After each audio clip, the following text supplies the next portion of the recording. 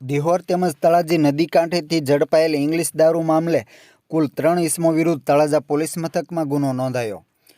પ્રથમ બનાવની વાત કરીએ તો તળાજા નદીના કાંઠે આવેલ વાડાની મકાનની બાજુમાં આવેલ કાંટાની વાડની ઓથમાં વિદેશી દારૂનો વેપલો થતો હોવાની લોકલ ક્રાઇમ બ્રાન્ચને માહિતી મળતા એલસીબીએ વોચ ગોઠવી દરોડો કરતા વિદેશી દારૂના ચપટા નંગ 192 અને વિદેશી દારૂની બોટલ નંગ 40 મળી કુલ રૂપિયા 31,200નો મુદ્દામાલ સાથે એક ઇસમને અટકાયત કરી હતી અને આ બનાવમાં કુલ 2 ઇસમો વિરુદ્ધ તળાજા પોલીસ મથકમાં ફરિયાદ નોંધાઈ હતી। બીજા બનાવની વાત કરીએ તો દિહોર પંથકના ગ્રામ્ય વિસ્તારોમાં તળાજા પોલીસ પેટ્રોલિંગમાં હતી તે દરમિયાન બાતમીના આધારે દિહોર ગામની એસબીઆઈ બેંકની બાજુમાં મંડળીના ગોડાઉનમાં એક ઇસમ ઇંગ્લિશ દારૂ રાખીને વેપાર કરતો હતો। પોલીસે બાતમીના આધારે ઇંગ્લિશ દારૂનો મુદ્દામાલ ઝડપી લીધો હતો અને એક ઇસમ વિરુદ્ધ ગુનો દાખલ કર્યો હતો। આમ તળાજાના 2 સ્થળોએથી કુલ 3 ઇસમો વિરુદ્ધ ગુનો નોંધાયો છે।